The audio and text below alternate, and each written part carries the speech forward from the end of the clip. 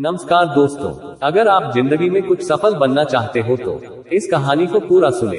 आधा अधूरा ज्ञान हमेशा खतरनाक होता है। मित्रों, आज मैं आपको सुनाऊंगा कि बुरे आदमी की बात को अनसुना करने का परिणाम क्या होता है। मित्रों, एक समय की बात है। घने जंगल में बरगद का ऊंचा व पुराना पेड़ था। इसकी पत्तेदार शाखाएं मजबूत बाजुओं की तरह फैली थी। उसी पेड़ पर जंगली हंसों का झुंड भी रहता था। वे सब वहां बहुत सुरक्षित महसूस करते थे। एक दिन उनमें से सबसे बुरे हंस ने देखा कि पेड़ के पास छोटी सी लता उगाई थी। उसने दूसरे पक्षियों से इस बारे में बात की। वह लता देख रहे हो, चलो इसे नष्ट कर दे, उसने कहा। दूसरे हंसों ने हैरानी से कहा, इसे नष्ट क्यों करें? इतनी सी लता हमारा क्या बिगाड़ सकती है?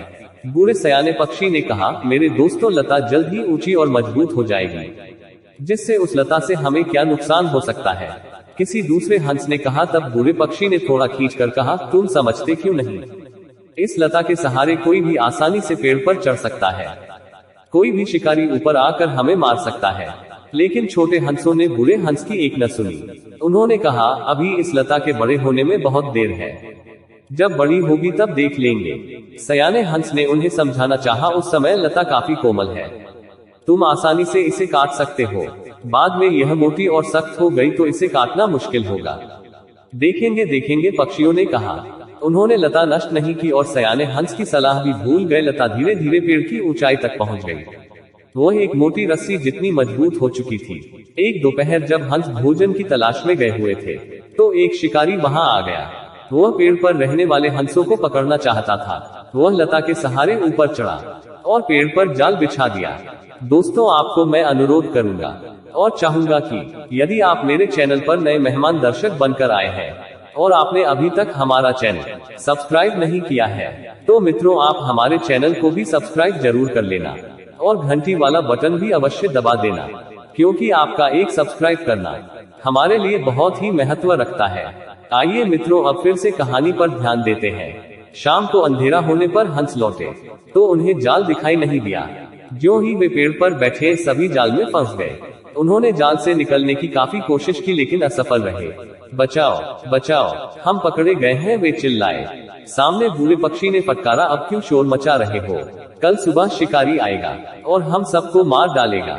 उन्हें अपनी भूल का एहसास हुआ और वे बोले, हमें माफ कर दें, हमने आपकी बात नहीं मानी, अब आप ही बताएं कि हम क्या करें? उसने कहा, तो सुनो, शिकारी मरे हुए पक्षियों को कोई नुकसान नहीं पहुंचाता। जब वह हमें पकड़ने आएगा तो हम सब मरने का नाटक करेंगे। तब वह हमें मरा हुआ समझकर मैदान में फेंक देगा। ज्यों ही वह आखिरी पक्षी फेंकेगा, हम सब झट से उठ जाएंगे। अगली सुबह शिकारी आया तो जाल में इतने सारे पक्षी फंसे देख बहुत खुश हुआ। अरे, ये तो सब मर गए हैं, उसने खुद से कहा। उसने उन्हें जाल से एक एक करके निकाला। इसके बाद पक्षियों ने वही किया जो उनके सयाने पक्षी ने कहा था। जब शिकारी ने सभी पक्षियों को पंख फड़फड़ाते आकाश में उड़ते देखा तो हैरान रह गया। मित्रों, इस कहानी से हमें ये शिक्षा मिलती है कि बड़ों की सलाह को कभी भी अनसुना ना करें। हमारे साथ जुड़े रहने के लिए हमारे फेसबुक पेज को फॉलो करें। अगर आप यूट्यूब पर हैं तो हमें सब्सक्राइब जरूर कर लें। दोस्तों, फिर मिलेंगे एक और रोचक कहानी के साथ। तब तक मुझे दीजिए इजाजत। धन्यवाद।